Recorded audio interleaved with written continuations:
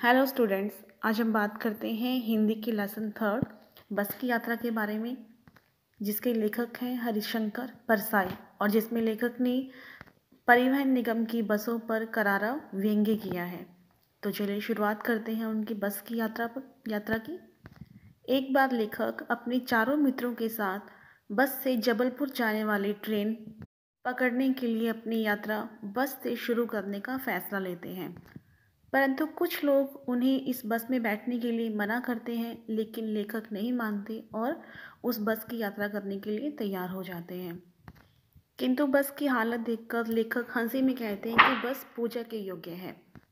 यानी यहाँ लेखक व्यंग्यपूर्ण कथन के माध्यम से दर्शाना चाह रहे हैं कि बस की हालत कितनी खराब है। बस की इतनी नाजुक हालत देखकर लेखक के मन में बस के लिए श्रद्धा के भाव आ जाते हैं और इससे पता लगता है कि बस की कितनी बुरी अवस्था है। लेखक ये दर्शाना चाहते हैं कि बस इतनी बूढ़ी हो चुकी है। देखो, जब भी हम किसी बूढ़े व्यक्ति को देखते हैं, ऐसे व्यक्ति को देखते हैं जो बीमार होता है, वो तो हमारे मन में उनके प्रति श्रद्धा के भाव उत्पन्न होते हैं। ऐसे ही वो बस की हालत है, मतलब बीमार नहीं कह सकते उनको, मतलब वो इतनी ख़राब हो चुकी है। इसीलिए लेखक के मन में उसके लिए श्रद्धा के भाव उत्पन्न होते हैं। और जब इसका इंजन स्टार्ट होता है तो ऐसे लगता है जैसे कि पूरी बस ही इंजन हो। यानी वो इतना शोर करता है तो उसमें बैठ के यूँ लगता है कि सिर्फ बस का आगे वाला हिस्सा ही नहीं, ये पूरी बस ही इंजन है।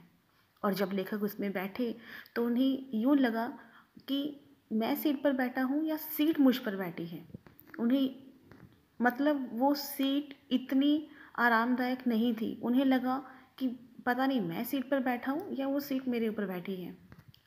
बस को देखकर वे कहते हैं कि ये बस जरूर गांधी जी के असहयोग आंदोलन के समय की है, जो इसका हर एक हिस्सा जो है वो अलग अलग काम कर रहा है, मतलब एक दूसरे को सहयोग नहीं कर रहा।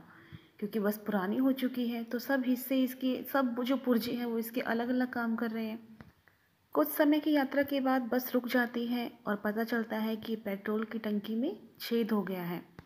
अब ऐसी दशा देखकर वे सोचने लगी कि न जाने कब ब्रेक फेल हो जाए, कब स्टीयरिंग टूट जाए, कब बस आगे पेड़ से टकरा जाए या किसी तालाब में गोता लगा जाए।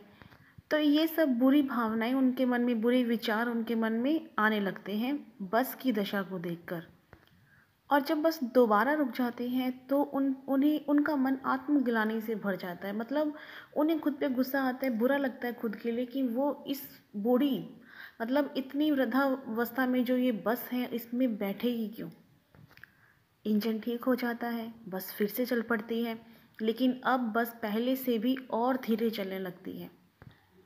आगे पुलिया पर पहुंचते ही उसका टायर पंचर हो जाता है। यानी मुसीबत पे और मुसीबत। अब तो जितने भी यात्री बस में बैठे होते हैं वो सब समय पर पहुंचने की उम्मीद छोड़ देते हैं और आपस में हंसी मजाक करने लग जाते हैं, क्योंकि जब उन्हें पता है कि अब हम अपने स्थान पर समय से नहीं पहुंच सकते और अब जब इसमें बैठ ही गए हैं तो फिर चिंता करने का कोई फ़ायदा नहीं है, तो सब आपस में हंसी मजाक करने लगते हैं और अंत में वे अपने आप को ही बस का एक हिस्सा मान लेते हैं और चिंता से, भय से मुक्त हो जाते हैं। तो इस लेसन में आप समझ गए होंगे कि परिवहन निगम की बसें होती हैं, उनकी हालत, कुछ बसों की हालत कितनी बुरी होती है।